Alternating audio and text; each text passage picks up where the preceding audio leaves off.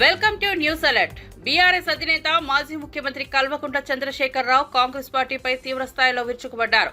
ఆనాడైనా ఈనాడైనా ఏనాడైనా తెలంగాణకు అసలైన విలన్ నెంబర్ 1 కాంగ్రెస్ పార్టీయేనని ఆయన ఘాటుగా వ్యాఖ్యానించారు. బీఆర్ఎస్ పార్టీ సిల్వర్ జూబ్లీ వేడుకల సందర్భంగా వరంగల్ జిల్లా ఎల్కతుర్తిలో ఆదివారం నిర్వహించిన భారీ బహిరంగ సభలో కేసీఆర్ పాల్గొన్నారు. ఈ సందర్భంగా ఆయన ప్రసంగించారు. తెలంగాణ ఉద్యమ చరిత్రను, కాంగ్రెస్ పార్టీ పాత్రను కేసీఆర్ తన ప్రసంగంలో ప్రధానంగా ప్రస్తావించారు. తెలంగాణ హైదరాబాద్ స్టేట్ గా ఉన్నప్పుడు ప్రజల అభిష్టానికి వ్యతిరేకంగా బలవంతంగా ఆంధ్రతో కలిపింది కాంగ్రెస్ పార్టీ. ఆనాటి ప్రధాని జవహర్లాల్ నెహ్రూ అని కేసీఆర్ ఆరోపించారు. 1969లో ప్రత్యేక తెలంగాణ ఉద్యమం ఉవ్వెత్తున ఎగిసిపడినప్పుడు నాటి ఇందిరాగాంధీ ప్రభుత్వం 400 మంది తెలంగాణ బిడ్డలను పిట్టల్లా కాల్చి చంపిందని ఆయన విమర్శించారు. ఏం దౌర్భాగ్యం ఇది! ఎటువంటి శని నెత్తి మీద పెట్టుకున్నాం మనం. మీరందరూ ఆలోచన చేయాలి. భూముల ధరలు పోయినాయి, కరెంట్ ఎక్కడ ఎవడెత్తుకపోయా. మిషన్ భగీరథ అసెంబ్లీలో నిలబడి ఛాలెంజ్ చేసిన నేను 5 ఏళ్ల లోపల ప్రతి ఇంట్లో నల్లా పెట్టి నీళ్ళేయకపోతే మళ్ళా ఎలక్షన్ల పార్టీ మేము నిలవడం, ఓట్లు అడగము అని చెప్పిన నేను. ఎవరు చెప్పాలి? దమ్మున్నోడే చెప్పాలి. చేసి చూపించినాం, నడిపించినాం. ప్రతి ఇంట్లో నల్లా పెట్టినాం. కృష్ణా గోదావరి నీళ్లు తెచ్చి ప్రతి ఇంటి ముందర దుంకిచ్చినాం. అది మీరందరూ దానికి సాక్ష్యం. ఇలాగా మంచినీళ్ళు కట్నే ఇల్లు పెట్టినపోయి ఉన్న పథకం కేసీఆర్ ఆయమల్ని అయిపోయింది. మంచినీళ్ళు కూడా ఇయ్యే సాధన అయితే లేదా? మేము ఇంత సిపాయిలం అంత సిపాయిలం అని ఎగిరెగిరి దుంకితే మాట్లాడితే మంచినీళ్ళు ఇచ్చే కూడా సాధన అయితే లేదా? మంచినీళ్ళు పోతాయి, కరెంటు పోతుంది, వడ్లు కొనే దిక్కు లేదు. వడ్లు కొంటాను రా, కళ్ళాల కాడ 15 రోజులు వడ్లు కొనే దిక్కు లేదు, అడిగే దిక్కు లేదు. సర్కారు కొనకపోతే దిక్కుమాలని దేవుడా అని ప్రైవేట్ మిల్లర్లకు అమ్ముకుంటున్నాం. మళ్ళీ అక్కడ దళారీలు, అక్కడ దోపిడీ, మళ్ళా రైతాంగం దోపిడీకి గురవుతున్నది. మళ్ళా 2014 కంటే ముందటి పరిస్థితులు వస్తూ ఉన్నాయి. ఆ విధంగా ఎందుకు జరుగుతూ ఉంది?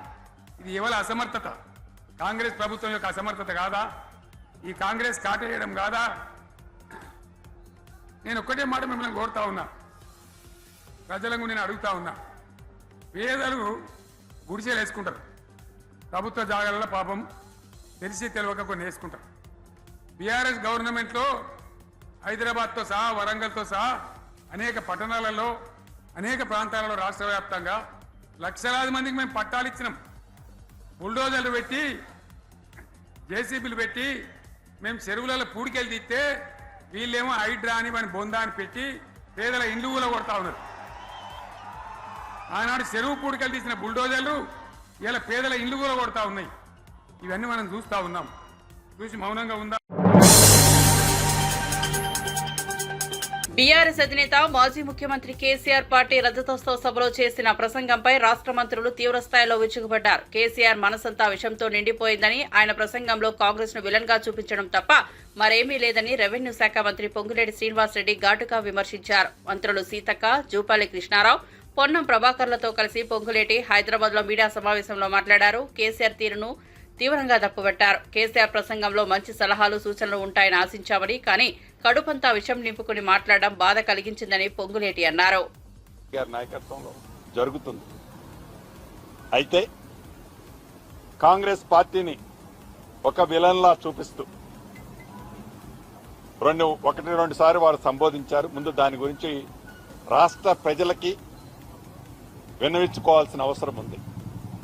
కాంగ్రెస్ పార్టీని విలన్గా చిత్రీకరించే దాంట్లో అయ్యా గౌరవ మాజీ ముఖ్యమంత్రి వర్యులు, కాంగ్రెస్ పార్టీ తెలంగాణ రాష్ట్రాన్ని ఇచ్చినందుకు విలన్గా చిత్రీకరిస్తున్నారా? కాంగ్రెస్ పార్టీని హైదరాబాద్ తో కూడుకున్న తెలంగాణ రాష్ట్రాన్ని ఇచ్చినందుకు కాంగ్రెస్ పార్టీని విలన్గా చిత్రీకరిస్తున్నారా? ఆనాడు ఎన్డీఏ చైర్మన్ గా, యూపీఏ చైర్మన్ గా శ్రీమతి సోనియా గాంధీ గారిని దేవతగా అని పొగిడిన మీరు, తెలంగాణ రాష్ట్రం ఇచ్చిన తర్వాత మీ ఎంటైర్ కుటుంబం శ్రీమతి సోనియా గాంధీ గారికి సాష్టాంగ నమస్కారం చేసింది మర్చిపోయి ఈనాడు కాంగ్రెస్ పార్టీ తెలంగాణ రాష్ట్రం ఏదో విలన్గా చిత్రీకరించే తాపత్రయం, ఉక్రోషం, కడుపంతా విషం పెట్టుకొని మీరు మాట్లాడుతున్న తీరు చూస్తుంటే చాలా బాధ అనిపించింది. మీరు తెలంగాణ ప్రజల కోసం ఆవేదన పడుతున్నారా, బాధపడుతున్నారా? మీరు ఆ వేదిక మీద చెప్పినట్లు ఏదో బాధపడిపోతున్నట్లు మీరు మాట్లాడే తీరు చాలా నవ్వు కూడా వచ్చింది. ఈ వేదిక ద్వారా వారిని కొన్ని ప్రశ్నించాలనుకుంటున్నా. మీకు 2 పర్యాయాలు తెలంగాణ ప్రజలు తెలంగాణ భాషలో యాసలో మీరు మాట్లాడింది నమ్మి మీకు అధికారం ఇస్తే ఎటువంటి తెలంగాణని మీరు ఎలా చిత్రీకరించి ఎలా తెలంగాణ రాష్ట్రాన్ని కొల్లగొట్టారో ప్రత్యక్షంగా తెలంగాణ ప్రజలు గమనించారు. దానికి ప్రతిఫలం మొన్నటి సార్వత్రిక ఎన్నికల్లో గాని తర్వాత పార్లమెంట్ ఎన్నికల్లో మీకు వచ్చిన ఫలితాలు గాని. అంతేకాదు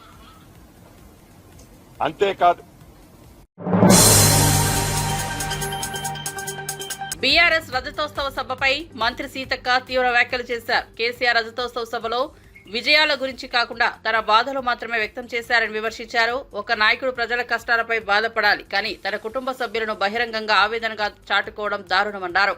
అధికారం పోయిన తర్వాతే కుటుంబం చీలికలు తగాదాలు బహిరంగమయ్యాయని మంత్రి సీతక్క వ్యాఖ్యానించారు. ప్రజల సంక్షేమం గురించి కేసీఆర్ కు బాధ లేదని, కేవలం వ్యక్తిగత రాజకీయ స్వార్థం కోసం మాత్రమే కంగారు పడుతున్నారని ఆమె ఆరోపించారు. ప్రజలు ఇప్పుడు బీఆర్ఎస్ డ్రామాలకు మభ్యపడరని మంత్రి సీతక్క స్పష్టం చేశారు. నీయంత దరిద్రంగా పోలీస్ వ్యవస్థను ఎవరు వాడుకోలే.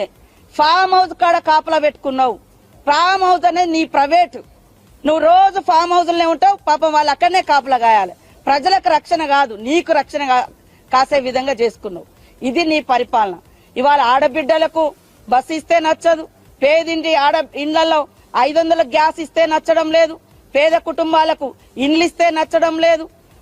నిరుద్యోగ యువతకు ఉద్యోగాలు ఇస్తే నచ్చడం లేదు. మరి అదే విధంగా ఇండ్లల్లో గుడిసెలల్లో కరెంట్ ఇయ్యలేను ఒక్కరోజు కూడా. ఆ రోజు నేను ఉచితంగా కరెంట్ ఇచ్చినా అని చెప్తున్నాను. నువ్వు సవాల్, మేము చర్చకు సిద్ధం. కరెంటు బిల్లులు కూడా కట్టకుండా 60,000 కోట్ల రూపాయలు 60,000 కోట్ల రూపాయలు బకాయి పెట్టిపోయినావయ్యా. ఇవాళ అప్పులు తెచ్చడం గొప్ప అని చెప్తున్నావు. ఇవాళ మొత్తం అమ్మేసి అప్పులు చేసి ఇవాళ ఆ భారం అంతా ఈ ప్రభుత్వం మీద మోసి ఇవాళ మొసలి కన్నీరు, ఒక నియంత వచ్చి మొసలి కన్నీరు గారుస్తున్నారు. 10 ఏళ్లలో నువ్వు ధర్నా చౌకను కూడా ఉంచలేదు. ఇవాళ మళ్ళా నీ సిగ్గుగా వచ్చి నీ బిడ్డ కొడుకు అల్లుడు వచ్చి ఆడ ఇందిరా పార్కు కాడ మేము ఓపెన్ చేసినటువంటి ధర్నా చౌకను వాడుకొని ధర్నాలు చేస్తారు, మొసలి కన్నీళ్లు గారుస్తున్నారు. ఇవాళ బహిరంగ సభను అడ్డుకోవడానికి ప్రయత్నించడం అంటున్నారు. మేము అడ్డుకునే ప్రయత్నం చేస్తే ఆ సభ జరుగునా? ఆ స్థలం నీకు వచ్చినా? అక్కడ అనేక వాగులు, అదే విధంగా చెరువులు, కాలువలు, గవర్నమెంట్ కాలువలు కూడా నిస్సిగ్గుగా పూర్తి చేసి ఇవాళ మరి సభ పెట్టుకున్నారంటే ప్రభుత్వం ఒక ప్రజాస్వామిక ప్రభుత్వం కాబట్టి ఆలోచించి ఇవాళ పర్మిషన్ ఇస్తే ఇవాళ మొసలి కన్నీళ్లు గార్చడం కోసం రాష్ట్రం ఆగమైంది. రాష్ట్రం ఎందుకు ఆగమైందా? నీ కుటుంబం అధికారం పోయింది కాబట్టి నువ్వు ఆగమైనటువంటి బాధలో నువ్వు ఉన్నావు. ఇవాళ అసెంబ్లీ అనేది రాష్ట్రానికి ఒక దేవాలయం. చట్టాలు చేసేటువంటి, సంస్కరణలు తెచ్చేటువంటి మరి గొప్ప చర్చా వేదిక అసెంబ్లీ అనేది. కానీ ఈరోజు అసెంబ్లీని కూడా సొల్లు కబురు అన్నావంటే, అంటే సొల్లు కబురు అన్నటువంటి ఈ మాజీ ముఖ్యమంత్రికి, ఈ కేసీఆర్ కు మళ్ళీ అసెంబ్లీలో అడుగుపెట్టే అర్హత ఉందా? అసలు ఆ పార్టీ వాళ్ళు అసెంబ్లీలో అడుగుపెట్టే అర్హత ఉందా నేను అడుగుతున్నా. అంటే మీకు అధికారం ఉంటేనే అసెంబ్లీకి వస్తారు, అధికారం లేకుంటే అసెంబ్లీకి రావంటే అసలు నువ్వేం నాయకుడు అంటున్నా? ప్రజల తరపున అధికారం ఉన్నా లేకున్నా ప్రజల బీఆర్ఎస్ అధినేత మాజీ ముఖ్యమంత్రి కేసీఆర్ ఎల్కతుర్తిలో జరిగిన బీఆర్ఎస్ రథోత్సవ సభలో చేసిన వ్యాఖ్యలపై గోషామహల్ బీజేపీ ఎమ్మెల్యే రాజాసింగ్ తీవ్రస్థాయిలో విరుచుకుపడ్డారు. బీఆర్ఎస్ రథోత్సవ సందర్భంగా కాంగ్రెస్ బీజేపీలపై కేసీఆర్ చేసిన విమర్శలను రాజాసింగ్ తప్పుబట్టారు. కేసీఆర్ చెప్పినవన్నీ పచ్చి అబద్దాలని ఆయన కొట్టిపారేశారు. గతంలో ప్రధాని నరేంద్ర మోదీ దేవుడంటూ ఆకాశాన్నెత్తిన కేసీఆర్ ఇప్పుడు నిధుల విషయంలో విమర్శలు చేయడం హాస్యాస్పదంగా ఉందని రాజాసింగ్ అన్నారు. అప్పుడు మోదీ దేవుడు, మరి నిధులు ఎందుకు అడగలేదు, భయపడ్డారా అంటూ ఆయన ప్రశ్నించారు. అసెంబ్లీలో తాను నిధుల గురించి ప్రశ్నించినప్పుడు కూడా కేసీఆర్ తప్పుడు సమాధానాలు ఇచ్చారని రాజాసింగ్ గుర్తు చేశారు. దమ్ లేకుండేనా అప్పుడు భయపడ్డారా అంటే ప్రధానమంత్రి గారికి చూసే సమయంలో ఈ మాటలు మొత్తం యాద రాలేదు. కానీ బయట బహిరంగ సభలు పెడితే అంతా అబద్ధమే. కేసీఆర్ అంటే జూటా మాట. ఇది మొత్తం బ్రాండ్ మీరు క్రియేట్ చేసుకున్నారు. ఎక్స్ ముఖ్యమంత్రి గారు ఒక మంచి బ్రాండ్ని మీరు క్రియేట్ చేసుకున్నారు. కేసీఆర్ అంటే అబద్ధం, కేసీఆర్ అంటే జూటా, ఆ విధంగా ఒక మంచి బ్రాండ్ మీరు తీసుకున్నారు. ఎక్స్ ముఖ్యమంత్రి గారు, నేను అసెంబ్లీ సాక్షిగా ఒక మాట అడిగిన, అసలు కేంద్రం నుంచి ఎన్ని నిధులు వచ్చినాయి ఏదైనా హిసాబ్ చెప్తారా, వైట్ పేపర్ డిక్లేర్ చేస్తారంటే మీరే అసెంబ్లీ సాక్షిగా కూడా అబద్ధం మాట్లాడినారు. 0 వచ్చింది అని అప్పుడు కూడా మీరు అన్నారు. ఇవాళ ఈ 10 సంవత్సరాలు అంటే మీ సమయంలో 10 సంవత్సరాలు 10 లక్షల కోట్ల రూపాయలు కేంద్రం నుంచి వచ్చింది. మన తెలంగాణ ఇవాళ డెవలప్మెంట్ అయిందంటే అది కేంద్రం వల్లనే. మర్చిపోయినారా? మీరు అబద్ధం మాట్లాడవచ్చు, కానీ తెలంగాణ ప్రజలకి అన్నీ తెలుసు. ఇవాళ రోడ్ కానీ, రైతులకి బెనిఫిట్ కానీ, ఫ్రీ రేషన్ కానీ, అన్ని విధాలుగా ఇవాళ మన తెలంగాణ డెవలప్మెంట్ అయిందంటే అది కేంద్ర వల్లనే అని జనాలకి తెలుస్తుంది. మీరు ఎంతైనా అబద్ధం మాట్లాడండి, కానీ తెలంగాణ ప్రజలు మేలుకుంటున్నారు. మీ రాజ్యం చూసినారు, అరే కేసీఆర్ వస్తే మన తెలంగాణ ఏదైనా అవుతుంది, డెవలప్మెంట్ అవుతుందని ప్రజలు మీ రాజ్యం చూసినారు. కానీ మీరు తెలంగాణ ప్రజలకి ఏమి ఇచ్చినారు?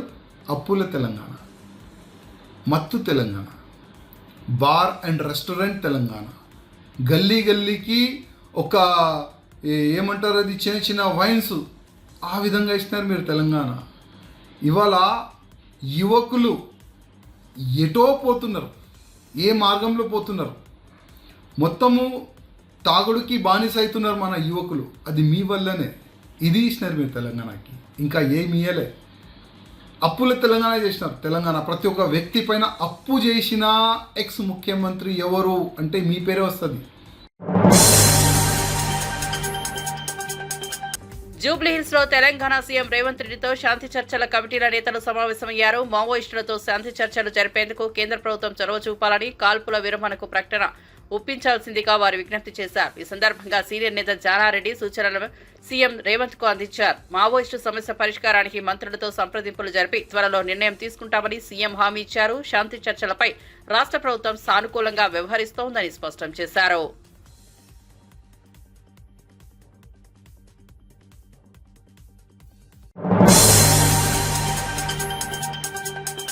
బీఆర్ఎస్ రథోత్సవ సభలో కేసీఆర్ చేసిన విమర్శలకు కాంగ్రెస్ ఎమ్మెల్సీ అద్దంకి దయాకర్ కౌంటర్ ఇచ్చారు. కేసీఆర్ ప్రసంగం కొత్త సీసాలో పాత సారా తాగేలా ఉందని ఎద్దేవా చేశారు. బీఆర్ఎస్ పాలనలో 7 లక్షల కోట్ల అప్పు చేసి రాష్ట్రాన్ని దోచుకున్నారని ఆరోపించారు. ఉచిత బస్సు, గ్యాస్, రాజీవ్, యువ వికాసం, ఎస్సీ వర్గీకరణ, సన్న బియ్యం వంటి పథకాలు ప్రారంభించి ప్రజలకు మేలు చేస్తున్నామని తెలిపారు. బీఆర్ఎస్ చేసిన ఆర్థిక విధ్వంసాన్ని సీఎం రేవంత్ రెడ్డి నేతృత్వంలోని కాంగ్రెస్ ప్రభుత్వం సరిచేస్తోందని స్పష్టం చేశారు. ప్రజలకు నిజాలు తెలియడానికే కాంగ్రెస్ పార్టీ కట్టుబడి ఉందని అద్దంకి చెప్పారు. అంశాలను వాటిని ముందు పెట్టి ప్రజల ముందు పెట్టి ఆయనయా అంటే నీ ప్రజలు ఆయన ఎందుకు చెప్తారు? నీ జనమేనా? నువ్వేం చెప్తారో వాళ్ళు అదే చెప్తారు. ఇవాళ రాష్ట్రాన్ని ఆర్థిక అధోగతి పాలు చేసి ఆర్థిక విధ్వంసం వైపు నువ్వు తీసుకపోతే దాన్ని గాడిలో పెట్టుకుంటూ తెలంగాణ ప్రజలకు ఒక సంరక్షకుడిగా ఇవాళ రేవంత్ రెడ్డి గారు చేస్తున్న ప్రయత్నం మీలాంటి వాళ్ళకి కనబడదు. ఎందుకంటే మీరు ఫామ్ హౌస్లోనే ఉంటారు కాబట్టి మీకు మీ మీడియా, మీ సోషల్ మీడియా, మీ ఇన్ఫ్లుయెన్సర్స్, మీ ప్రాపగండా టీం చెప్పిందే మీకు తెలుస్తుంది. కానీ తెలంగాణ ప్రజలు ఏమనుకుంటారు ఒక్కసారి పోయి మీరు ఊర్లలో అడిగితే సన్న బియ్యం ఎట్లా నడుస్తున్నది, బీసీలకు చట్టసభలో రిజర్వేషన్లకు సంబంధించి కానీ, స్థానిక సంస్థల రిజర్వేషన్ల గురించి కానీ, అటు రాహుల్ గాంధీ గారు కానీ ఇటు రేవంత్ రెడ్డి గారు కానీ ఎట్లా పోరాడుతున్నది, ఏండ్ల తరబడి నిరీక్షణతో ఉన్న ఇవాళ ఎస్సీ వర్గీకరణ మీ కాలంలో ఏమైంది, ఇప్పుడు ఎంత త్వరితగతిన అయింది, ఇవన్నీ కూడా ప్రజలు చెప్తారు. ఇలా మీకు దమ్ముంటే ఉచిత బస్సు మీకు అబాస్ పాలైనట్టు కనిపిస్తుంది కదా, మీరు ఉచిత బస్సు ఇవ్వడం అనేది తప్పు అని చెప్పేసి మీరు రెజల్యూషన్ చేయండి. ఉచిత గ్యాస్ 500 రూపాయల గ్యాస్ సిలిండర్కి ఇవ్వడం తప్పు అని చెప్పి మీరు రిజల్యూషన్ చేయండి. 200 యూనిట్ల వరకు కరెంటు ఉచితంగా ఇవ్వడం తప్పు అని చెప్పి రిజల్యూషన్ చేయండి. ఉద్యోగాల కోసం ఇలా వెంపర్లాడుతున్న యువతకు మేము ఇలా 52,000 పైచిలకు ఉద్యోగాలు ఇచ్చినాం. ఇప్పుడు 32,000 పైచిలకు ఉద్యోగాలకు నోటిఫికేషన్ వేసిండు. ఈ రిజర్వ్ మీ ముఖాలకు 5 సంవత్సరాల కాలంలో మీరు చేసింది ఏందో మీరు ఆత్మపరిశీలన చేసుకోండి. పరస్పరం ఏమంటారు కదా, స్వయం డబ్బా పరనింద. ఇది తప్పితే మీ దాంట్లో ఏముందనేది మీరు ఆలోచించుకోవాల్సిన సందర్భం వచ్చింది. నీ ఒక్కని స్పీచ్ కొరకు ఇన్ని రోజులుగా తెలంగాణలో ఉన్న మీ పార్టీ నాయకులను, అటు వరంగల్లో ఉన్న వాళ్ళని ఎన్ని తిప్పలు పెట్టిండ్రు. ఎడ్ల బండ్లు అన్నారు, సైకిళ్ళు అన్నారు. మీ ఒక్కరి స్పీచ్ కొరకు ఇన్ని రోజులు వినలేదని చెప్పి కొత్తగా ఏదో మాట్లాడుతుండ్రని చెప్పి అలా వరంగల్ ప్రజలనే కాదు తెలంగాణ ప్రజలంతా కూడా హింసరాజుగా హింసించిన మీ యొక్క స్పీచ్ చూస్తే ఇంకెప్పుడు మీరు మారుతారు? ఎక్కడున్నాడు రేవంత్ రెడ్డి గారు? ఎక్కడున్నది కాంగ్రెస్ పార్టీ? ఎక్కడ ఉన్నది రాహుల్ గాంధీ ఆలోచన విధానం? మీరు ఎక్కడ ఉన్నారు? నిన్న భారత్ సమ్మిట్లో చేసిన రెజల్యూషన్స్, హైదరాబాద్ డిక్లరేషన్ సంబంధించిన రెజల్యూషన్స్ అర్థమన్నా తెలుసా మీకు కనీసం? జస్టిస్ ఫర్ వాట్ అనేది. కంపెనీకి భూముల కేటాయింపులపై కూటమి ప్రభుత్వంపై మాజీ మంత్రి సీదిరి అప్పలరాజు తీవ్ర విమర్శలు చేశారు. ఎంతమంది ప్రశ్నించినా ప్రభుత్వం మౌనం వహిస్తోందని ఆరోపించారు. అయితే ఉర్సా సంస్థ స్పందించి నోటు విడుదల చేయడం హాస్యాస్పదమని చెప్పారు. ₹1 కోటి చొప్పున 3.5 ఎకరాలు, 50 లక్షల చొప్పున 56.5 ఎకరాలు కోరితే ప్రభుత్వం వెంటనే ఆమోదించిందని వెల్లడించారు. రాష్ట్ర ప్రజల ఆస్తులను ఇలా తగలబెడతారా అని ప్రశ్నించారు. 5 నెలలుగా ఇవాల్యుయేషన్ జరిపినట్టు చెప్పినా ఉర్సా కస్టమర్స్ ఏర్పాట్లయితే కేవలం 2 నెలల క్రితమేనని ఎండగట్టారు. కంపెనీ వాడు ఒక నోట్ రిలీజ్ చేశాడు. Ursa pouring India AI revolution అని చెప్పి ఒక నోట్ రిలీజ్ చేసి, నోట్లో 2 పాయింట్లు ఉన్నాయి. మనం చాలా ప్రధానంగా గమనించాల్సినటువంటి పాయింట్లు ఇవి. ఈ రాష్ట్రంలో ఉన్నటువంటి యువకులు మేధావులు గమనించాల్సినటువంటి అంశం ఇది. ఆయన చెప్పినటువంటి మాట, ఉర్సా వాళ్ళు రిలీజ్ చేసినటువంటి మాట ఏంటంటే, we did not receive the land for 99 paisa per acre. Our proposal was, అంటే their proposal, Ursa clusters proposal was 1 crore per acre for 3.5 acres and 50 lakhs per acre for 56.5 acres. వాళ్ళు proposal పెట్టారట. ఆ 3.5 ఎకరాలేమో ఎకరా ₹1 ఇవ్వండి, hill 3లో కాపులపాడులో 56.5 ఎకరాలు ఎకరా 50 లక్షలకి ఇవ్వండి అని వీళ్ళు ప్రపోజల్ పెడితే గవర్నమెంట్ వెంటనే దాన్ని అప్రూవ్ చేసిందట. అంటే గవర్నమెంట్కి అక్కడ ఉన్నటువంటి రేట్ ఏంటో, అక్కడ ఉన్నటువంటి స్టాటిస్టిక్స్ ఏంటో, అక్కడ ఉన్నటువంటి కాస్ట్ ఎఫెక్టివిటీ ఏంటో గవర్నమెంట్ ఆలోచించదా? ఎవరో ఊరు పేరు లేని వాళ్ళు మాకు 25 లక్షలు 50 లక్షలు ల్యాండ్ ఇవ్వండి అంటే మీరు అంతే రేటుకి క్యాబినెట్ అప్రూవ్ చేస్తుందా? ఇదేనా క్యాబినెట్ పని? ఈ రాష్ట్ర ప్రభుత్వ ఆస్తుల్ని ఇలాగే తగలబెట్టేస్తారా మీరు? రాష్ట్ర ప్రభుత్వ ఆస్తులు ప్రజల ఆస్తులు ఇలాగే తగలబెట్టేస్తారా మీరు? రాష్ట్ర ప్రభుత్వం నిర్ణయించలేదా ధర? ఇక్కడ ఇది మనందరం గమనించాలి. వాళ్ళు ప్రపోజ్ చేశారు మాకు ఈ రేటుకి ఇవ్వండి అంటే రాష్ట్ర క్యాబినెట్ అప్రూవ్ చేసింది. ఎప్పుడైనా ఇది విన్నాం? ఇది మనం మాకు ల్యాండ్ కావాలని ఎవరైనా ప్రపోజల్ పెట్టుకుంటారు, మాకు ఈ రేటుకి ఇస్తే మాకు కంఫర్టబుల్ అని అనుకుని అంటారు. అది రాష్ట్ర ప్రభుత్వం రేటు నిర్ణయించి, అక్కడ ఉన్నటువంటి పరిస్థితులు నిర్ణయించి ఈ రేటుకి మీకు ఇస్తున్నాము అని చెప్తుంది. వాళ్ళు ప్రపోజ్ చేశారంటే వీళ్ళు అప్రూవ్ చేశారు. ఇంకొక మాట అది కదా, over a period of 5 months, Ursa underwent multiple stages of evaluation, including Jammu కాశ్మీర్లో పర్యాటక రంగాన్ని లక్ష్యంగా చేసుకుని తీవ్రవాదులు దాడి చేశారని Mahabubnagar BJP MP, BJP జాతీయ ఉపాధ్యక్షురాలు డీకే అరుణ అన్నారు. ఆర్టికల్ 370 రద్దు చేసి జమ్మూ కాశ్మీర్ ప్రజలకు పర్యాటక రంగం ద్వారా జీవనోపాధి కల్పించిన ప్రధాని మోదీ అభివృద్ధిని తీవ్రవాదులు జీర్ణించుకోలేక ఈ దాడికి పాల్పడ్డారని చెప్పారు. కోట్లాది భారతీయులు జమ్మూ కాశ్మీర్ సందర్శించిన నేపథ్యంలో ప్రజలు స్వయం ఉపాధి సంపాదిస్తున్న దృశ్యాలను ఓర్చుకోలేక ఉగ్రవాదులు కుట్రలు చేస్తున్నారని అన్నారు. బాధితులకు పూర్తి న్యాయం చేయాలని, తీవ్రవాదులను మట్టుబెట్టే వరకు ప్రధాని మోదీ పోరాడతారని స్పష్టం చేశారు. దాడి ప్రపంచానికి అంత, భారతదేశమే కాదు ప్రపంచాన్ని అంతా కూడా దిగ్భ్రాంతి కలిగించింది. తలుచుకుంటేనే ఆ ఘటనను ప్రతి ఒక్కరికి కూడా రక్తం ఉడికిపోయేటటువంటి విధంగా, ప్రతి ఒక్క భారతీయుడు ఈరోజు రక్తం ఉడికిపోయేటటువంటి విధంగా సంఘటన అందరం కూడా దాన్ని ఫీల్ అయినా. ఈరోజు కాశ్మీర్ భాగం భారత్ లో నరేంద్ర మోదీ గారి ప్రభుత్వం ఎన్నికల కంటే ముందు E70 ఆర్టికల్ ని రద్దు చేస్తామనే ఎన్నికలకు పోయింది. ప్రజలకు ఇచ్చిన హామీని నిలబెట్టుకుంటూ 370 ఆర్టికల్ ని రద్దు చేసింది. రద్దు చేసిన తర్వాత అక్కడ నెలకొంటున్నటువంటి పరిస్థితులే గాని, డెవలప్మెంటే గాని, టూరిజం యొక్క అభివృద్ధి గాని, పెద్ద ఎత్తున పర్యాటకుల యొక్క పర్యటనలే గాని, ఇవన్నీ కూడా కాశ్మీర్ ప్రాంతంలో పెద్ద ఎత్తున ఉన్నటువంటి లోకల్స్ కి అంతా కూడా అంతకుముందు వాళ్ళకి ఎలాంటి ఉపాధి కూడా ఉండేది కాదు. కాశ్మీర్ లో అక్కడ ఇక్కడ అనేక సందర్భాలు జరుగుతున్నటువంటి దాడులకు అక్కడ ఉపాధి కూడా వాళ్ళకు దొరికేది కాదు. ఒక్కొక్కరికి అక్కడ ఉన్నటువంటి కొంతమంది ఉగ్రవాదులు లోకల్ గా పిల్లలకు, లోకల్ గా ఉన్నటువంటి వాళ్ళకు 500 అదే ఇచ్చి రాళ్ళు వేపించడము అట్లాంటి పనులు చేసేటటువంటి పనులు.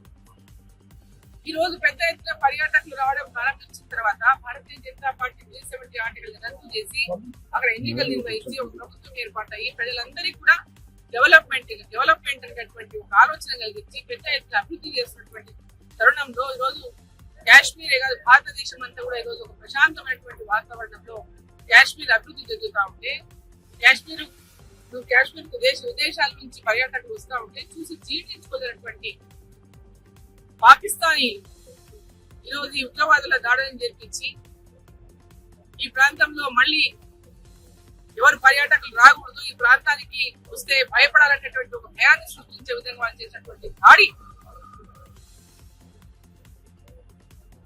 భారతీయ జనతా పార్టీ కేంద్రంలో ఉన్నటువంటి ఎన్డీఏ ప్రభుత్వం, నరేంద్ర మోదీ గారి ప్రభుత్వం, దేశ వ్యాప్తంగా ఉన్నటువంటి ప్రజలందరూ కూడా కోరుకుంటా ఉన్నారు. దీనికి ఈ యొక్క దాడికి ఖచ్చితంగా తాడేపల్లిలోని వైఎస్ఆర్సీపీ కేంద్ర కార్యాలయంలో మాజీ మంత్రి మేరుగ నాగార్జున మీడియాతో మాట్లాడారు. తల్లికి వందనం పథకాన్ని ఖజానా ఖాళీ కారణంగా అమలు చేయలేకపోతున్నారని చంద్రబాబు చెప్పడం దురదృష్టకరమన్నారు. వైఎస్ జగన్ పాలనలో విద్యకు అత్యున్నత ప్రాధాన్యం ఇచ్చి 72,919 కోట్లు ఖర్చు చేశారని గుర్తు చేశారు. ఇప్పుడు కూటమి ప్రభుత్వం చదువు పట్ల నిర్లక్ష్యంగా వ్యవహరిస్తోందని ధ్వజమెత్తారు. గత ఎన్నికల్లో ఇచ్చిన హామీలు మర్చిపోయారని విమర్శించారు. విద్యతో పేదరిక నిర్మూలన సాధ్యమని, కానీ చంద్రబాబు విద్యార్థుల ఉసురు పోస్తున్నారని మండిపడ్డారు. తల్లికి వందనం పథకం వాయిదాలుగా ఇవ్వడం అంటే ప్రజల నమ్మకాన్ని ద్రోహించడం అని తెలిపారు. గొప్ప సంస్కరణకు ఆద్యుడయ్యాడు. కానీ ఈరోజు చంద్రబాబు నాయుడు గారు వచ్చిన తర్వాత దాని పేరు మార్చారు. తల్లికి వందనం పేరుతో ఇంట్లో ఎంతమంది ఉంటే అంతమందికి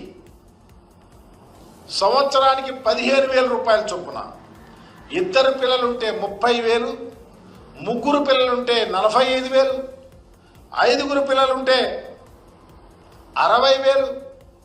ఆ విధంగా ఎంతమంది పిల్లలుంటే అంతమంది పిల్లలకు తల్లికి వందనం ఇస్తానని చెప్పి ఓదర కొట్టినటువంటి పరిస్థితిని ఈ రాష్ట్రంలో చూసాం.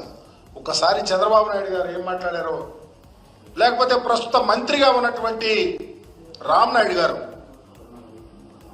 ప్రతి ఇంటికి వెళ్ళి సైకిల్ వేసుకొని నీకు 15,000 నీకు 15,000 అని చెప్పి అలాంటి ఆలోచనలతో అందరినీ, నాట్ ఓన్లీ రామనాయుడు గారు, ఎంటైర్ తెలుగుదేశం పార్టీలో ఉన్న రాజకీయ నాయకులు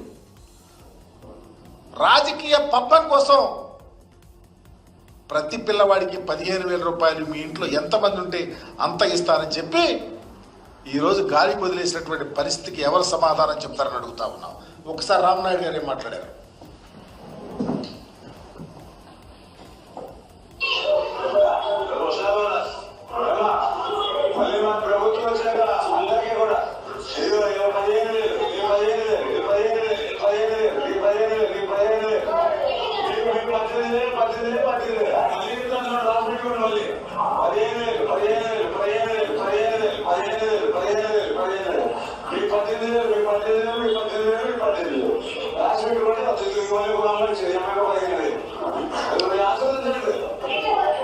ఒక ప్రక్క చంద్రబాబు నాయుడు గారు,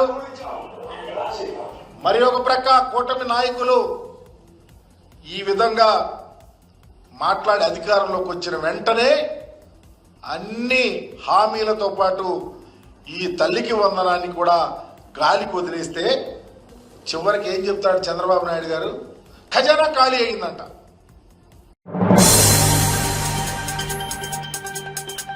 పహల్గామ్ ఉగ్రదాడి నేపథ్యంలో టాలీవుడ్ నటుడు విజయ్ దేవరకొండ తీవ్ర వ్యాఖ్యలు చేశారు. పాకిస్తాన్ ప్రభుత్వం ప్రజల అవసరాలు తీర్చలేకపోతోందని, కరెంట్, నీళ్లు లేని పరిస్థితుల్లో ప్రజలు అక్కడ తీవ్ర అసంతృప్తితో ఉన్నారని చెప్పారు. పాకిస్తాన్పై భారత్ యుద్ధం చేయాల్సిన అవసరం లేదని, వారిని వదిలేస్తే వాళ్లలో వాళ్లే కొట్టుకుని నాశనం అవుతారని అన్నారు. కాశ్మీర్ పూర్తిగా భారతదేశానికి చెందిందని స్పష్టం చేశారు. ఖుషీ షూటింగ్ సందర్భంగా కాశ్మీర్ ప్రజల ఆదరణ పొందారని గుర్తు చేశారు. మనమంతా కలిసికట్టుగా ఉన్న ఉగ్రవాదులు తేలిపోతారని అన్నారు. పహల్గామ్ దాడిలో మరణించిన వారికి తన ప్రగాఢ సంతాపాన్ని తెలిపారు.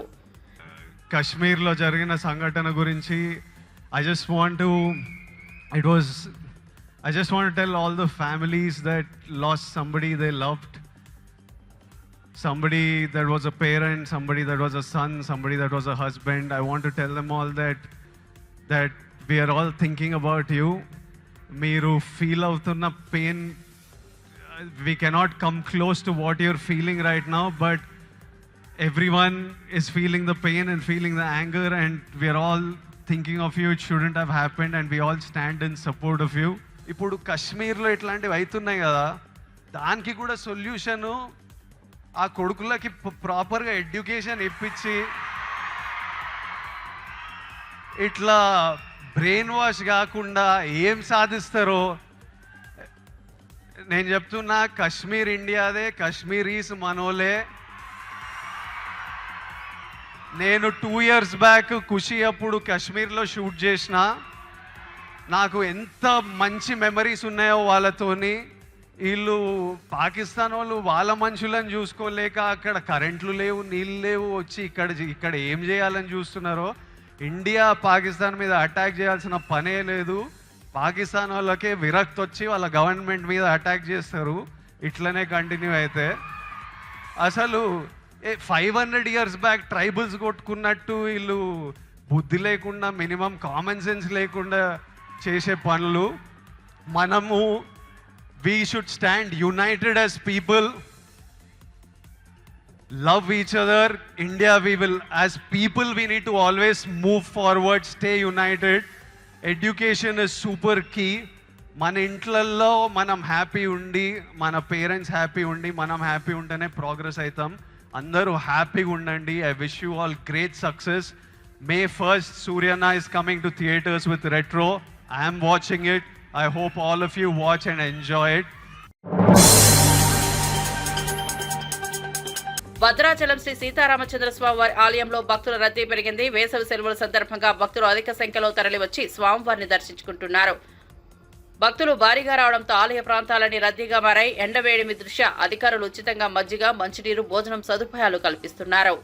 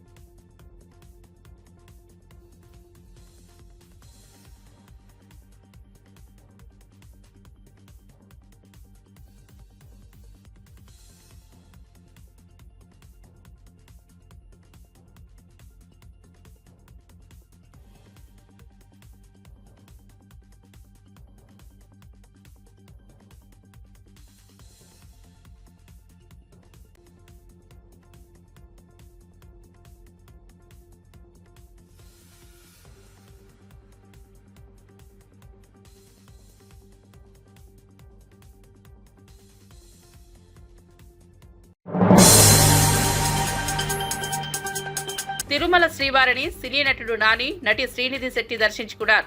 శ్రీవారి సుప్రభాత సేవలో వారు పాల్గొన్నారు. టీటీడీ అధికారులు వీరికి స్వాగతం పలికి దర్శన ఏర్పాట్లు చేశారు. దర్శనం అనంతరం రంగనాయకుల మండపంలో నాని, శ్రీనిధికి పండితులు ఆశీర్వచనం చేసి స్వామివారి తీర్థ ప్రసాదాలను అందజేశారు.